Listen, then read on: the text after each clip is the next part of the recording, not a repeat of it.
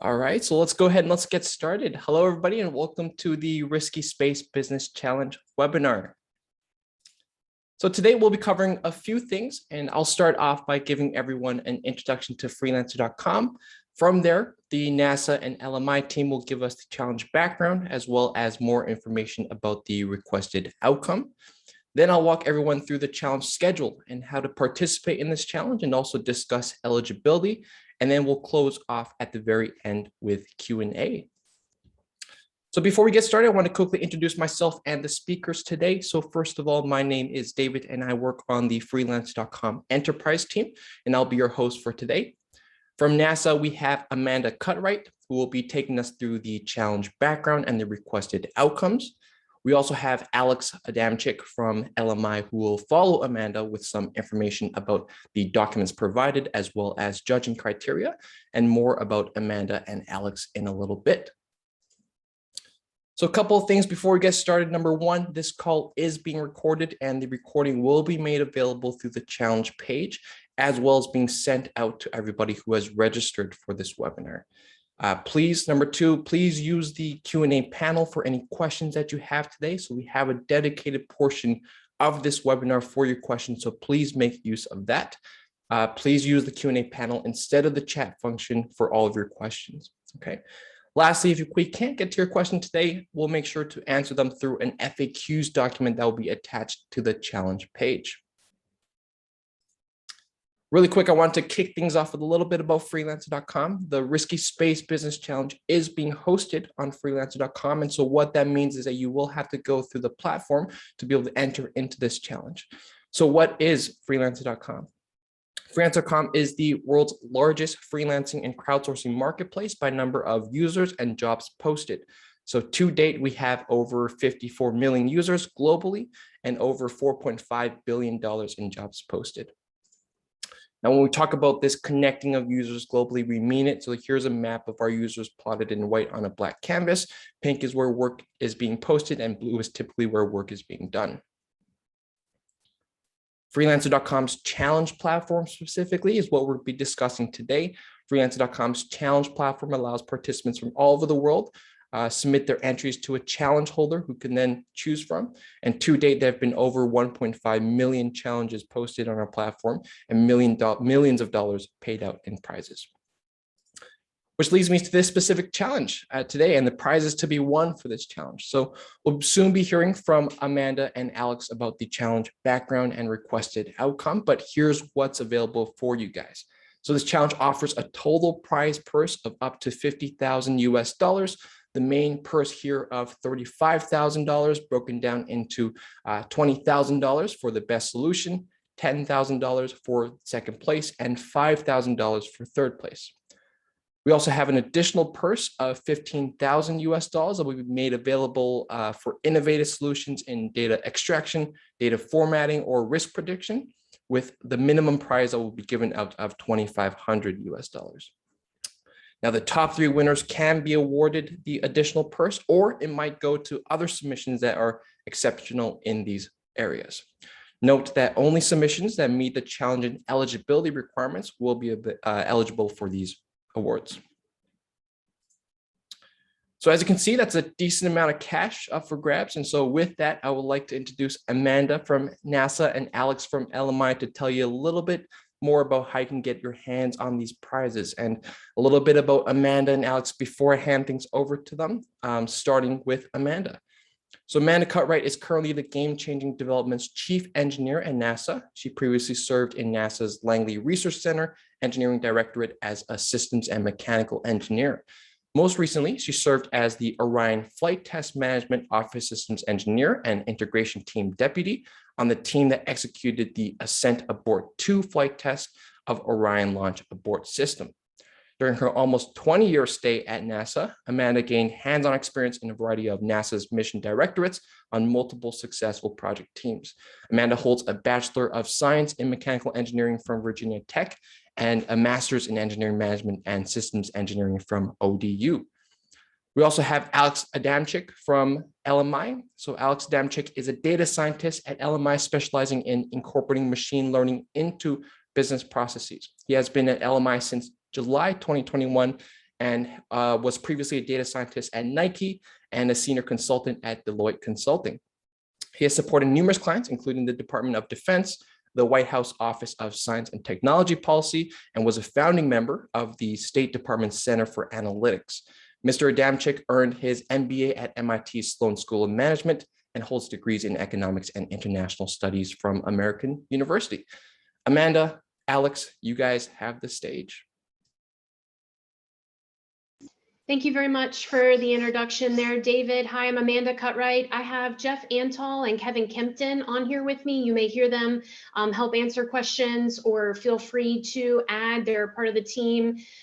We did some in-house NASA work to investigate this topic, and we're really excited to be here to see what those of you who may be interested in participating in this challenge may be able to come up with. We didn't find any, out of the box existing solutions, so we're here to convey why we're looking for this, and look really forward to seeing what kind of inputs are part of this challenge solutions. So first off, I'm going to start off by just talking about, NASA and how technology drives exploration. So if you want to go ahead to the next slide, please, David. So we collaborate with industry, academia, other agencies, as many parts as we can, because we want to be on the competitive edge. I like to talk about how scientists are the ones driving why and where we need to explore. And then it takes a whole integrated team of engineers and various mission support functions for us to figure out, what we need to do to collaborate, to get there, to go explore and find the answers to those hard science questions. So sometimes that requires creating a new technology or enabling something that we could never do before. And oftentimes we find that it helps the nation, it helps the world by also having solutions that then benefit life here on Earth. So, the technology can really drive where we explore to. To go into a little bit more detail in that, I'm going to talk about how we kind of fit into space transportation. When you're going to a different location, if it has an atmosphere, you have to get through, that entry part of the atmosphere, or, and then descend and land. We want to have a sustainable exploration where we can live and work and for longer durations than we have ever have before. And so there's a lot of discovery and exploration, and we have, so each of these areas you can see kind of highlighted by the color. So again, first you have to get there. So the example is, various propulsion technologies. And then, again, with the precision landing, there's a lot of different sensors that sometimes have to be integrated together and work there. And then when you're living and working, we actually have at NASA what's called the Lunar Surface Innovation Initiative. Again, it's a consortium where, working with industry, academia, and multiple organizations, because when we go to a location, we want to use what we call in situ resource utilization, or ISRU for short, where we want to be able to utilize the resources that are already there to be more efficient. About how we also need to, excavate, construction, robotics and autonomy is very important because it's challenging for humans to be in various places in space. And then, once you're there and being sustainable, you have to have, communication. Who knows what we're going to be able to assemble or manufacture in space instead of trying to fit into the confines of a launch vehicle as we would have today. So I show this to show in Space Technology Mission Directorate at NASA, there's this huge diversity, and we're a part of the Game Changing Development Program that's within this, and we have projects that cross-cut, all of these areas. So I'm sharing that with you to know, in the context of this challenge, when we're talking about risk, we want to know what are our risks to implementation. We have an end state or an end performance we want to get to, and we're trying to have, information that helps us know how we should better plan or better mitigate things that may happen. To go into a little bit more detail, I'm going to talk about technology readiness levels. So again, this is the whole portfolio for Space Technology Mission Directorate. We're right there in the yellow, kind of towards the right, the technology maturation. We're game-changing development, but we have a lot of projects that support the Lunar Surface Innovation Initiative. So you can see where, we're not like maybe, sometimes we're not the brand new technology. We've had some development on it. But we're progressing towards mid and high, and that's a very hard place for technologies to be. It's hard to get through solving out some of the problems that they have. It might be a really good idea, but if it doesn't work in application, and so sometimes, things repeat, and then sometimes they're new ideas that have never been tried before, and so we're trying to push the boundaries. If you go to the next slide, please, again, drilling down a little bit more to give you the background of that technology development and maturation process. So when we have a project, we have a need, a gap or a need somewhere. And so we work with a project to figure out, okay, what exactly are your objectives that you're trying to identify? What are the gaps? What are the key technical elements that you're trying to progress up that scale? We use readiness levels a lot, technology readiness levels. We also have manufacturing or software. And you can just see the 2 to 6 shown there is just a subset, goes all the way up to 9. But I just want to get the point across that you're going from a concept to maybe proving it in a demonstration, to operating in what we would call a relevant environment. So are you in the extreme cold? Do you have, lunar regolith because you're going to the lunar surface and you need to, address that as a part of your technology development? As you get to a lot of the higher levels, you have a technology that's qualified, it's ready, it's lower risk to infuse into a mission. And so under game-changing development, we have a bunch of them that span all these areas. One last point on that is that the advancement degree of difficulty is it's hard. Some technologies, it's harder than others to progress up that scale. So we also use that, what we refer to as 80 squared, of like, how hard is it to go there? Because if something's really hard, maybe you need to be working on 2 or 3 paths because the risk is so high. So yeah, if you could go to the next slide, please, David. So just in our portfolio right now, we have over 100 projects. I have a link to the website that's there. As a part of this challenge, we've given you, some examples of some of our products, but they're just representative to show you. So I wanted to make sure you were aware that we have all these technologies. And so, we need to have efficient solutions. We have a team of great people, both working on our projects and in our program office with a lot of experience. But sometimes it's hard to extract out what are the key lessons learned that are applicable to this project that I'm working on. And are we looking at the right risk? Are we missing something? Or is there something that happened on this technology? And even though this isn't exactly the same technology, it's a forewarning that there's something that we need to be watching for. So that's kind of the background of where this risk digital assistant came from, and the various things we're trying to do in our future to go and explore the universe. And if you go on to the next slide, please. This is a standard 5x5. This is used by more than just NASA. But when you talk about a risk, first you have to label it or identify it. And sometimes that's the hardest part, is what's the right risk that matches with this particular project or with what our program is trying to do. And so, you look at, okay, well, how likely is it to happen? And then if it happens, what is that consequence? And so I tend to focus oftentimes on the affinity of technical, because I want to know where our technical challenges are. But we absolutely want solutions as a part of this challenge if you're able to provide regarding, okay, well, that's going to cost a lot, or you think that's going to happen in 2 years, but here are lessons learned, and this this data algorithm that I made is actually telling you it's going to take a lot longer than that with schedule. And then you also see, trends or criticality, and then approaches is important as well. Should we be mitigating this, or should we watch it? Or do we just have to accept it because we don't have, the budget and the schedule to address that? If we could, we would, but at least lets us know to inform our stakeholders, here's the risk associated with our current plan, and let them make the hard decisions of, is that acceptable to proceed that way? So I think my last slide here is just kind of a wrap up of, we're looking to see if you can help us with this match. We have all these diverse technologies that have these plans and objectives that they're working on. They've identified some risks, but are we missing identifying some? Should we be better data structuring them?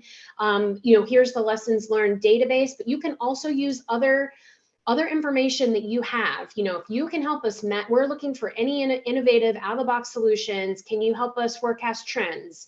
Can you help us think of solutions to those risks? Because sometimes lessons learned are in the form of something went wrong. Sometimes they're in the form of this went really well because we did this, and you should also do that. And so we're just looking to see what creative ideas, if it's machine learning, if it's AI, if it's how we can cross-reference and cross-pollinate. So I'll leave it at that for now. Look forward to the questions, and I'll let Alex take over with some additional details here. Thanks so much, Amanda. My name is Alex. I'm a data scientist with LMI that's been working with Freelancer at NASA to help design the challenge.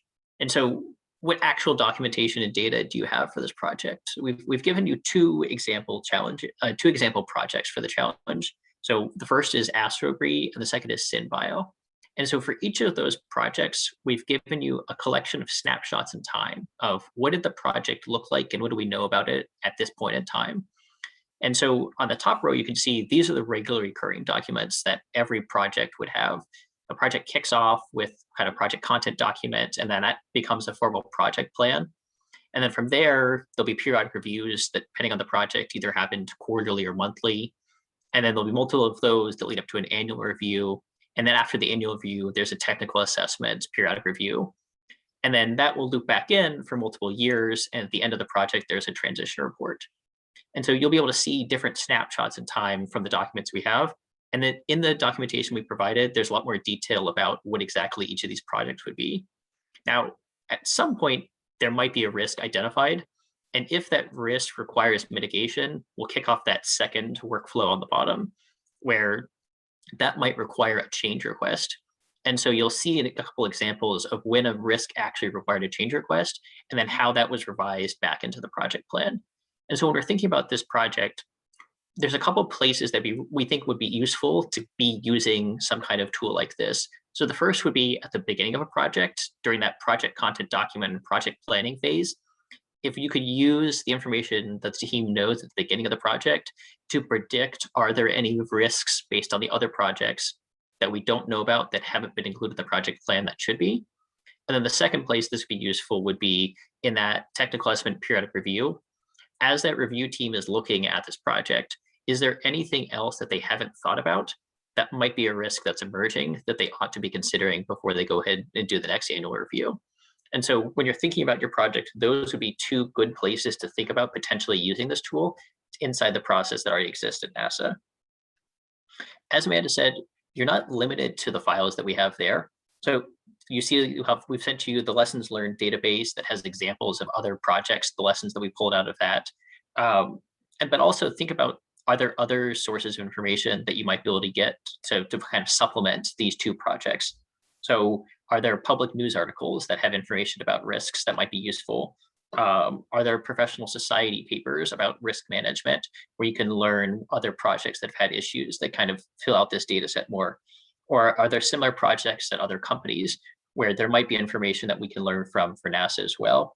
And finally, are there best practice documents? So really, we're expecting and open to a lot more information than what you've seen here. If there's anything you can think of that'd be useful to go out and help train your models on, that'd be great. So on the next slide, what are we actually looking for in this? And we kind of broken it down into 4 different subtasks. So as you look at this data, you'll see that these formats weren't necessarily designed with machine learning and this tool in mind when they were created. And so one of the questions we posed is, if you were to modify the way that the data collection, the project management process works today, is there a way that this data could be collected in a new format that would be better for kind of training these models in the future? And then the second part of that is, if you propose a new data collection format, how would you go about getting all of these historical projects? So in addition to the 2 that we provided, there's over 100 other additional historical projects. So what would be the process that NASA would use to get all of these 100 historical projects into the new format that you propose? Then as well, you'll see in the lessons learned, there might be ways to kind of organize that into a better risk list. So are there categories or different ways that these risks could be bucketed together that might be more useful for NASA to use as well? And then finally, given the data you have, the risks that you've identified and the categories of risks, how would you actually build the model that predicts what these risks would be? And so those are the 4 phases of how would you collect data, how would you get it into the format that it needs to be, identify what the risks are, and then make the predictions as well that we were looking for in this challenge. And in each of those pieces, we're looking for 2 particular things. So first, the white paper description, providing as much detail as possible on how would you actually complete this step, and proving that you have the really detailed methodology that NASA could use to go implement this. And then for each of those, there's also, you'll see a second category where bonus points, where proving you actually can do it. So whether it's through actual code or a mock-up, but demonstrating that this is something that can be done and has been done, that NASA will be able to draw from. And so that's what we're really looking for across all of that would be the best solution. Thank you so much. Awesome. Thank you, Alex. So once again, if you have any questions for Amanda or Alex or the rest of the NASA team, make sure to pop those questions in the Q&A panel. All right, so let's go over the challenge timeline. So to start off, the challenge has already launched and is live right now as of October 22nd, 2021. What that means is you are able to access the challenge link through freelancer.com, add comments and questions to the public clarifications board. And once you're ready to submit your entry, you have until February 7th, 2022 at 5 p.m. Eastern time to submit your entry. Judging will follow that between February 8th and February 28th, and the awards announcements will be announced on March 1st.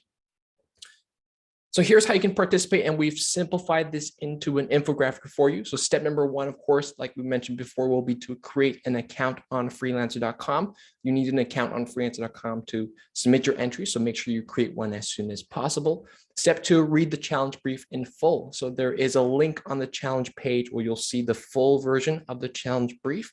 And so there's a lot of information for you in that brief, so make sure that you read that in full to ensure that you're eligible to participate.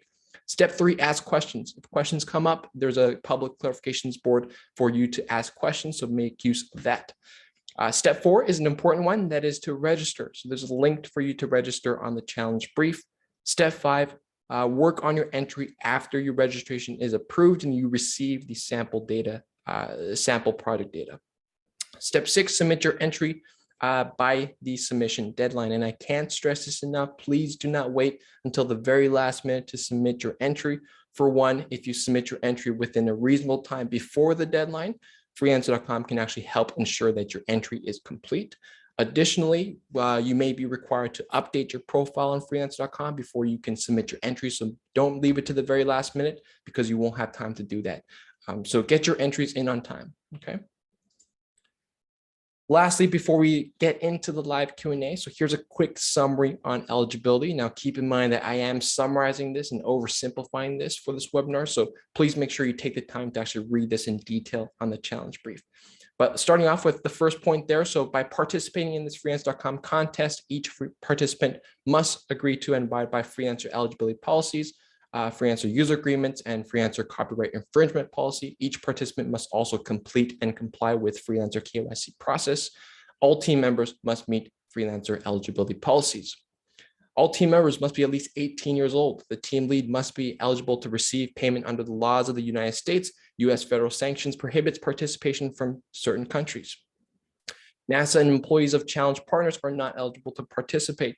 Federal employees acting within the scope of their employment are not eligible to participate. Any individual or entity associated with development or administration of this challenge is ineligible to compete. Government contractors working on the same or similar products are ineligible to participate. Funds from U.S. or foreign government organizations should not be used to directly fund the development of a solution to this challenge. Solutions that were previously developed with government or federal funds, or where government and federal funds were utilized to prepare the submission or solutions, are prohibited.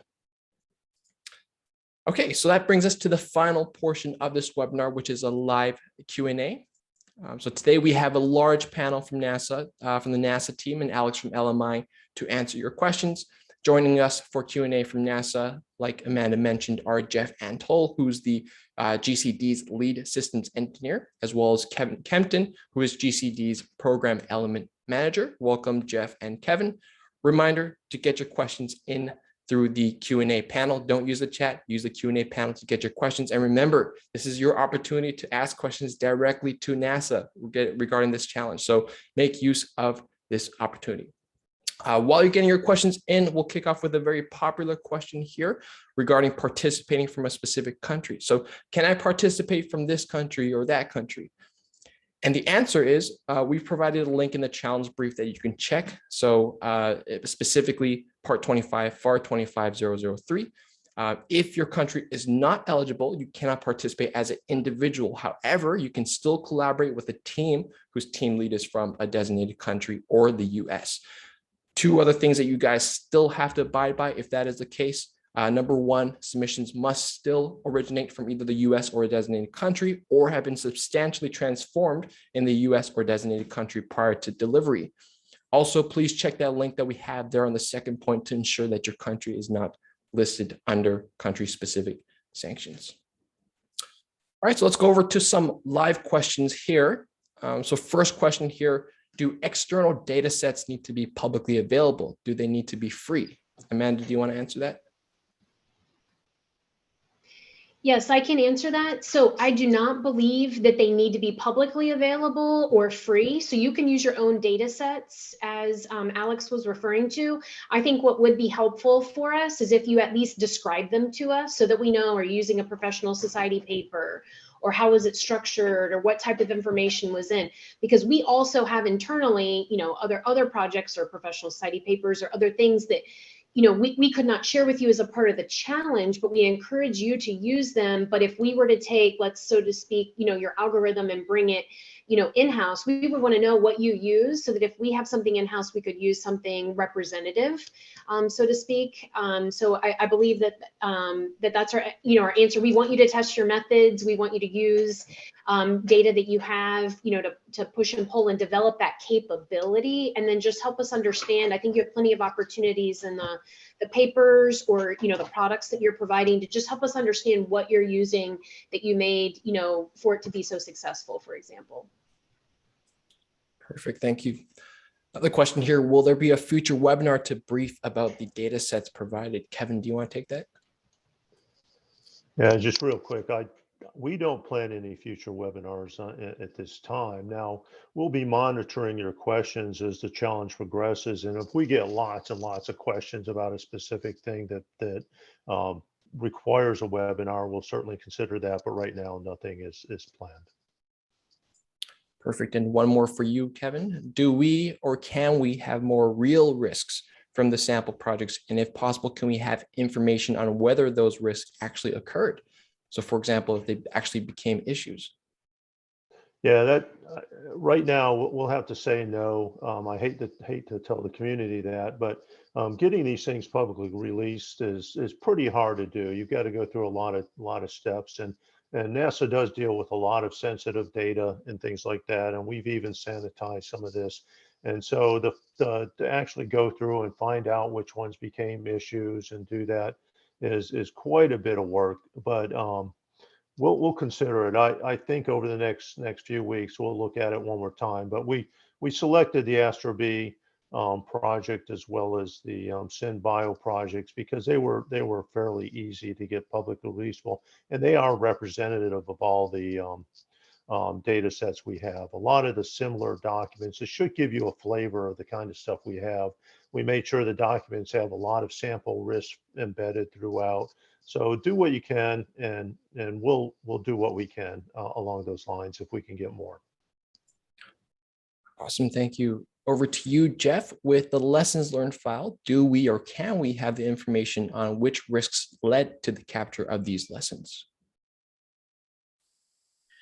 Yes, as far as I know, there's not a direct correlation between the lessons learned information and project data. And there is a category called driving event within the data, which may provide some information along lines of risks that were identified. But as I said, as far as I know, there is no specific tie to the data. Perfect. Back to you, Amanda. So NASA's current risk model includes cost, technical, schedule, programming categories. Are other common risk categories such as reputation, team, safety considered as subcategories? Do you have the details that make up your existing categories of risk, like a scorecard? Yeah, so right now within Game Changing, we're actually on revamping our risk process. So right now what we're using is what you see there. I think we may also actually have the safety category, although I do think we perhaps shared that one. So again, I'm not excluding it to that. If you come up with a solution that includes things like team, reputation, other aspects like that. And that's something that you can work with and a solution that you can come up with. Please share. It's not out of the realm of interest for us. It's just not what we're currently actively doing right now. Another topic that often comes up is urgency. So even if you have a risk, is it urgent to address it now, or is it, something that, 3 years from now, so to help with that prioritization. So that's another thing that comes up a little bit. So I think what we're saying is what we gave you now is what we're using, but if you have these other ideas, please share. Perfect. And another one for you, Amanda. So when you say out of the box, do you mean a finished product that you can purchase, or out of the box as in innovative and out there? I think I mean both, actually. Hey, if you've got an out of the box, thing that we can take off and run with and use, that's amazing. In our research, we haven't found anything yet. So that's why we're here, doing this challenge, looking for that kind of a solution.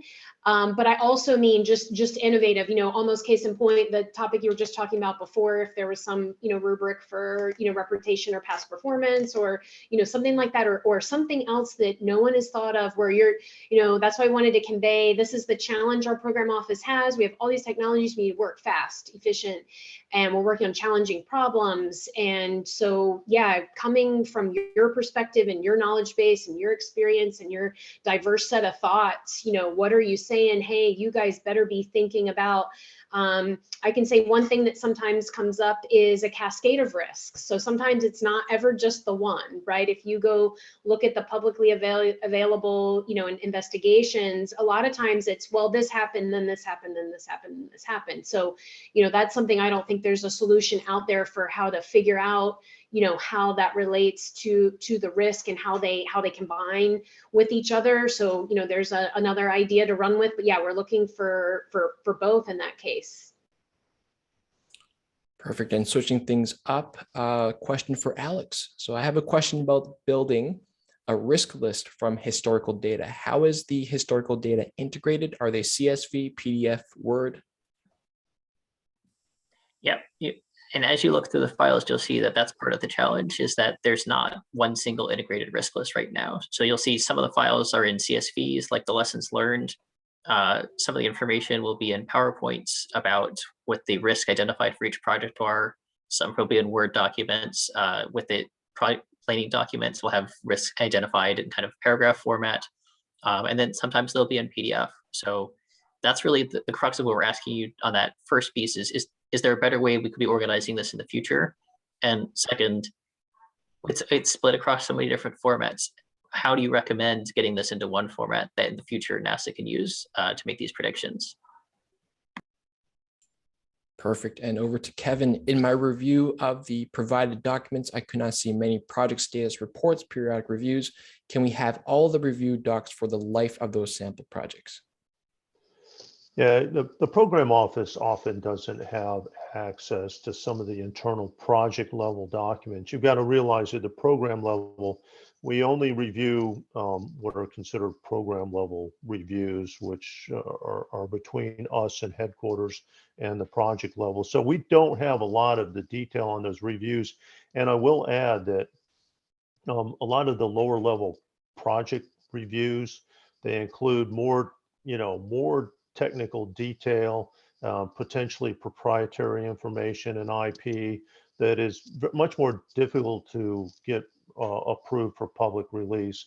And in addition, at the program level, a lot of the reviews that you're not seeing, we do have monthly status reports that come in, but they start getting redundant pretty quick because a lot of these risks just don't bubble up and down all the time. So what you see as a sample is probably a good representation. I mean, you'll get a few more risks in these status reports, but at the project level reviews, we just don't have access to a lot of that information, and it would be hard to get it released publicly. Perfect. And over to Jeff. So looking at the lessons learned CSV file, we found similarities with a specific link on the NASA government page. In particular, there are mentions of NASA centers, topics, mission directorates by year. Is it possible to get a list of the contents of these items with their ID numbers?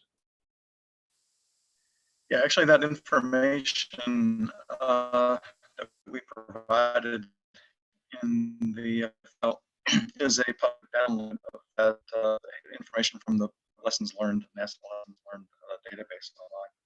So I don't recall there was some of the information that was not included in there. So I'll have to research that to see if we can provide those ID numbers. I don't know if the ID numbers really are driving.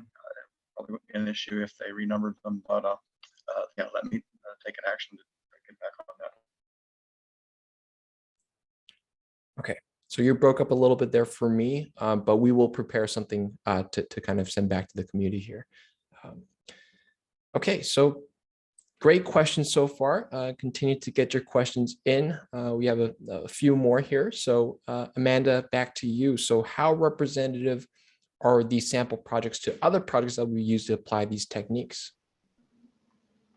Yeah, so we strategically picked them because we did think that they were very representative of some of the technologies. Again, back to, you know, the overall space exploration, and we are working on so many different ones. So no, it's not going to be a one-for-one. If you solve it on this project plan, we know it's going to work for all the other, you know, 99 plus. So we realized that is also part of the challenge, but we did strategically pick them because we thought they were the most representative. So Astrobee is one of the previous GCD projects that's wrapped up. It's actually on board the International Space Station, you know, collecting data, hosting other payloads, and, you know, doing a lot of good things. So we thought it was a good success story. It was also challenging. Space flight, you know, they had some challenges along the way. They had to go through requirements. You know, they dealt with interfaces. So we felt it was a combination, as Kevin mentioned, of a good example of a past project and was somewhat representative. But, you know, it's not going to map one-to-one to risk you'd find in developing a new thruster for propulsion. But again, our hopes are that if you're developing an algorithm or solutions that are doing this matching, that's actually part of the challenge, is identifying, you know, in this database, you know, here, this risk happened, you know, which one of our projects, you know, do those map to, and you know, is it correct? So that's part of where we're hoping, you know, with the bigger data sets and the bigger pieces helping us identify risk. Or as I mentioned before, you know, I know a lot of innovation, just general innovation, happens when you have, you know, a capability in one area that solves one problem, but when you like extract it out and put it in a different environment, in a different place, it's also actually a solution over here somewhere else. Again, you know, I think, you know, we have subject matter experts that try to think through that, but we're asking, you know, is there an automated way to help us get some of that information? So hopefully that answers that question. If not, try asking again, and I'll try to give a better answer. Perfect. So one more for you, Amanda. Actually, can you explain further the limitation of the current risk identifying matrix? So which categories of risk are you most concerned, or yeah, are you most concerned? Yeah, so I think what we're saying is that rubric or that process, it does work for us. The 5x5, and it, you know, it gets the risk title communicated. You know, they have to write a sentence and have, you know, the mitigation, and a lot with a lot of these processes, right? The most important part is getting the team to sit down and talk about it, right? And so I think that process does work, but again, it's when they sit down and talk about and they go through their risk, you know, are they missing something?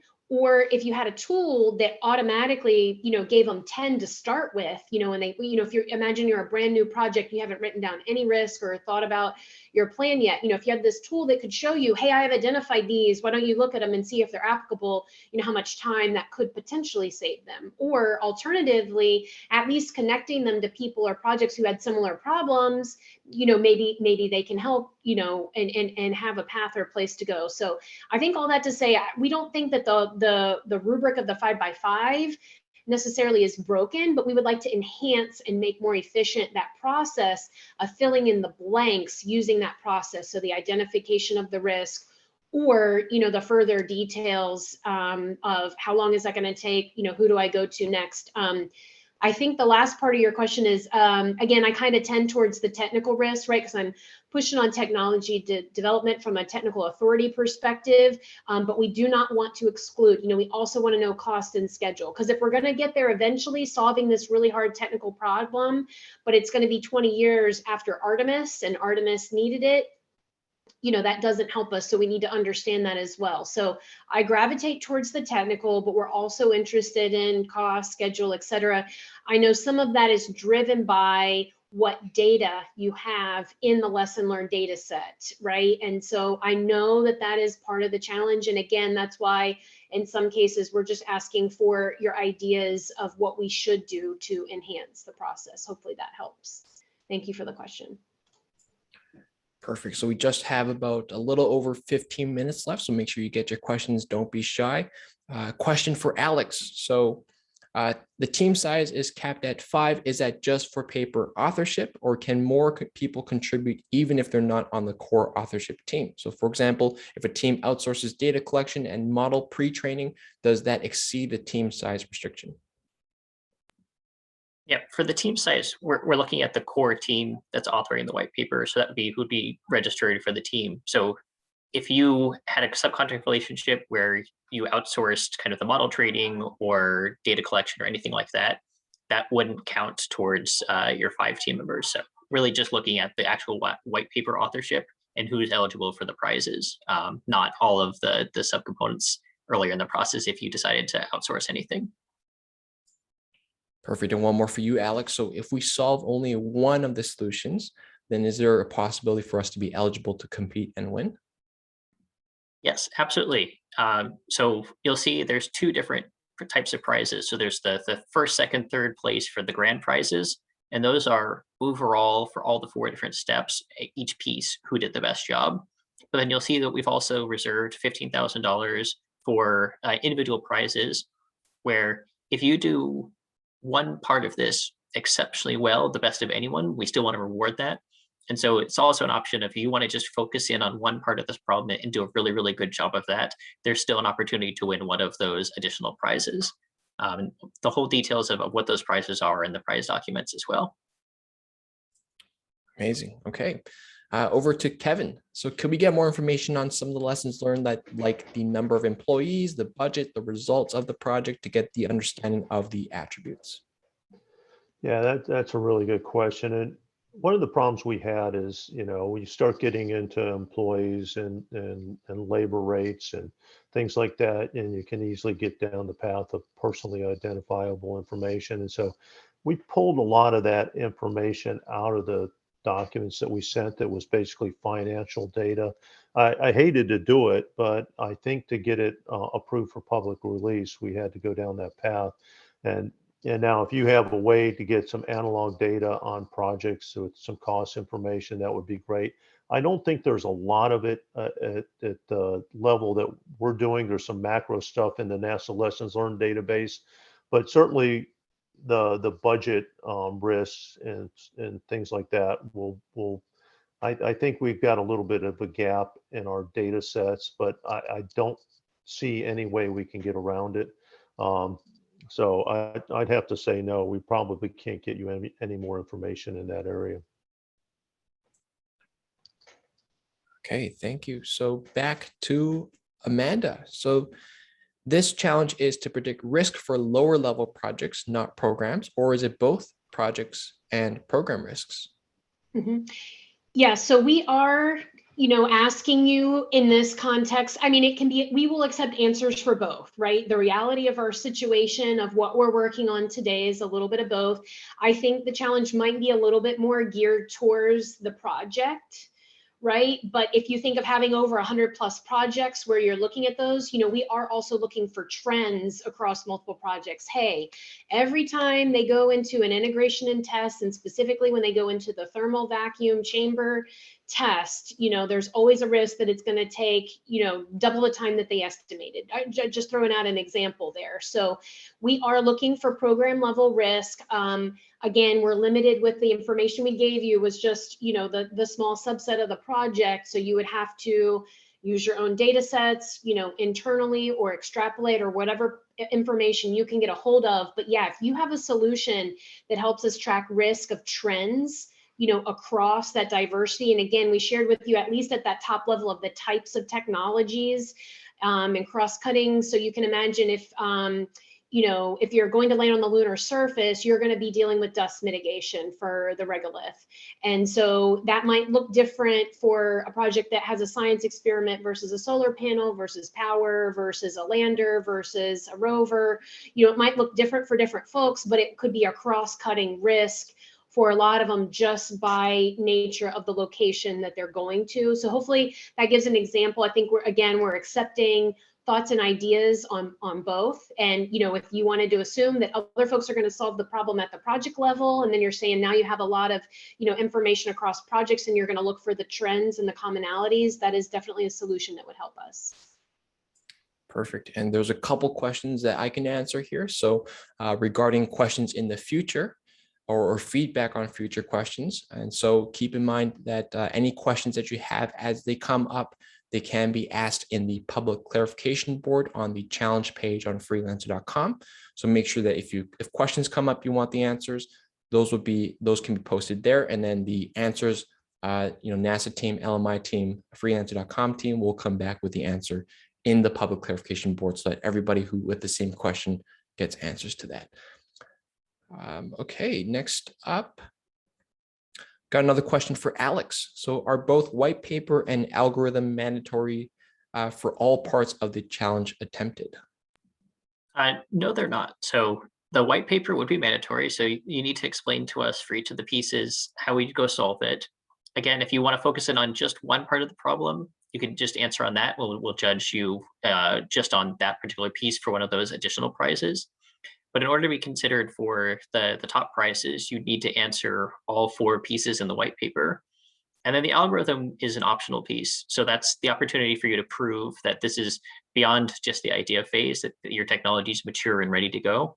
And so I think the way to think about it is if there's 2 very similar solutions, one that's provided an algorithm and one that just provided the white paper, the one with the algorithm is going to score more highly.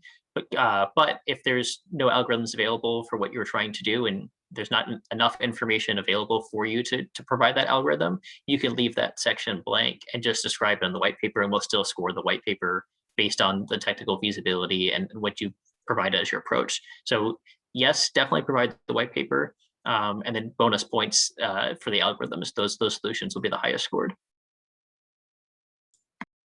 Perfect. Over to Kevin. Do we have to cite our external resources? I think this question has to do with the white paper and referencing the sources of information that you use. And certainly we would like you to, do a proper job of the white paper. If you pull ideas from somebody else's paper, please cite that in your white paper with proper credit. We don't want folks basically lifting ideas from other people and putting in, but it's great to have a fusion of different ideas that you pull from different sources to create something new. But certainly in the white paper, try to keep it as formal as possible and cite your sources. That's just the proper way to do it. Awesome. And another one for Amanda. Can you explain the risk mitigation process from identifying the risk to resolving it or discarding it? Okay, sure. Yes. Again, we have a variety of teams. Some of them are more formalized in how they handle risk, and some of them maybe do it less frequently or a little bit less formalized. So I'll kind of pick an example in the middle. So there'll be a risk management board made up of subject matter experts from the project. Let's say the project manager, maybe the principal investigator who's leading the scientist effort, the chief engineer, a systems engineer, maybe some discipline folks, somebody working avionics or software, whatever the team, and depending on the scope of that project needs, where they'll meet periodically and they'll just sit down and pause and think about what is their plan, what is their technical approach, and what are their concerns and what are they worried about. If it elevates to a point where they're like, man, either this thing happened or I just can't get, this design to close, and I'm working on this analysis, or, while this is issue, basically subject matter experts sitting down thinking about what could go wrong, right? And then typically they write a statement, given da da da da da, there's a possibility that da da da, resulting in is kind of an example statement. So, given that a certain thing is going to happen, there's a possibility this other thing may happen, and it might result in us losing our mission or not getting the performance we wanted, or not being able to meet a specific performance parameter we were really aiming for that our customer at the end really needs. And so, they're writing down these risks, and then they go, okay, how likely is that to happen? What is the consequence if it does happen, right? So again, it's a communication tool. Now, when they go to their approach, they might say, I don't know a lot about that yet. I need to go research it. Or they might say, I'm not ready to research that yet. I'm just going to watch it. But here, I've at least put it on my to-do list of something I need to be aware of. Or they might say, hey, we need to take action. There's high likelihood, big consequence. We need to mitigate this. And they could come up with anywhere from 1 to 10 different mitigations. And as long as they have, the funding and the schedule, and the agreement to go work those, that the leadership in that team will decide if they go execute. We have now with a lot of our projects, because of the aggressive nature, is sometimes we're not able to do all the mitigations that I would say we would traditionally want to. So we just have to accept some of the risk, right? And there has to be a decision authority that says, are we really going to accept this risk that was a 3 by 3 likelihood and consequence? Do we really want to accept it, or do we actually want to go mitigate it? So I hope I'm answering the second part of that question as well, of walking you through the risk identification. That risk then gets communicated to stakeholders at technical reviews or monthly reports. It's a communication tool, and hopefully that described. Can you maybe just read the question again, David, to make sure I hit all the points? Yeah, so can you explain the risk mitigation process from identifying the risk to resolving it or discarding it?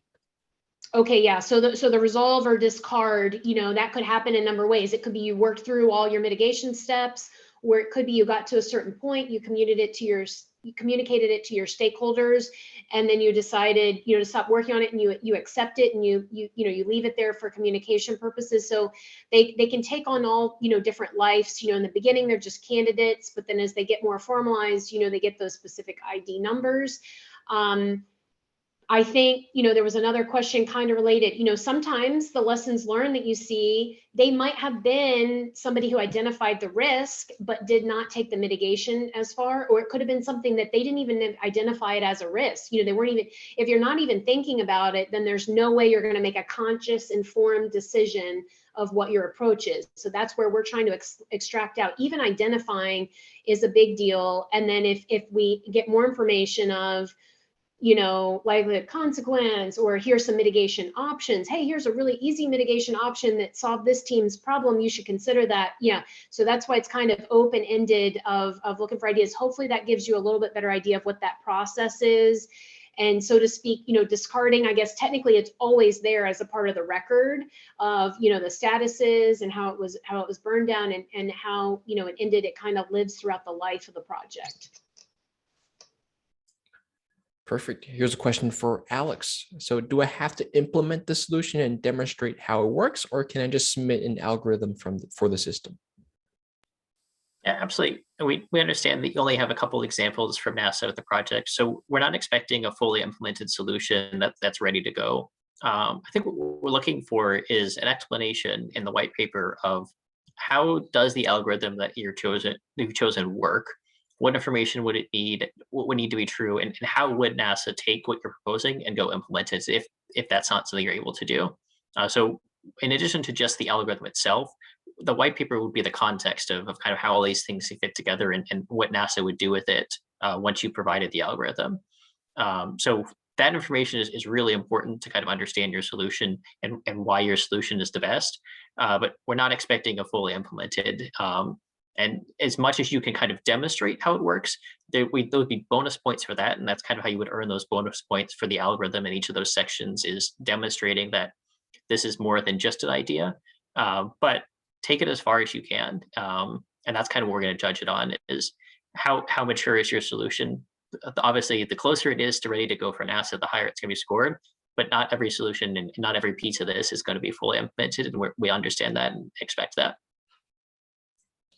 Perfect. And a question for Kevin, can we get formal definitions of what is meant by cost, pragmatic, technical for risk, so that our future algorithm can really be able to see all the lessons learned and classify them?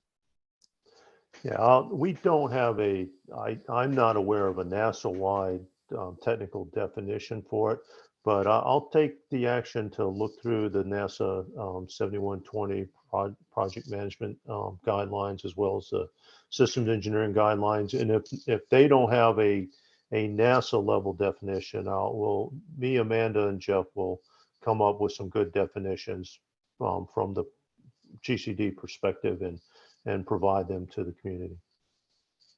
Perfect. And will scoring favor solutions that use tools and services to which NASA already has access? Free fall, anybody who wants to take that?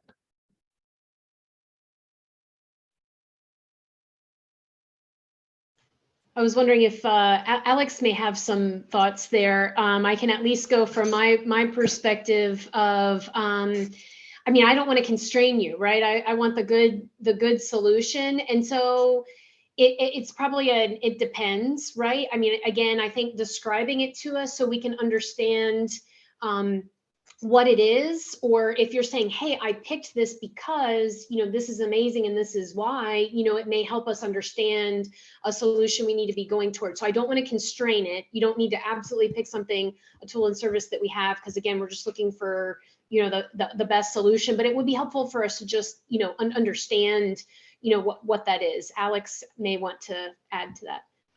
No, just to add a little bit, I think that's great, Amanda, of there's a slight bias towards open source. So given two equivalent solutions that have the same capabilities, there'd be a preference for something that uses open source technology that NASA can freely use and integrate in. But that's not actually 100%. So if there's a solution out there that uses proprietary technology that NASA doesn't already have the license to, feel free to propose that. And we would still score that and evaluate it. But just given if there were two very, very similar technologies and one was open source and one was used proprietary technology, there'd be a slight bias towards the one that used open source. Perfect. And we're just about up on time now. So just as a reminder, if we didn't get to your question, we'll prepare an answer and we'll share that in the FAQs document on the challenge page. And of course, if you weren't able to ask your question, you'll feel free to ask your questions on the public clarification board that is available on the freelancer.com challenge page. But thank you so much for attending this webinar. Thank you, NASA team. Thank you, LMI team. And thank you so much. Have a great day, guys.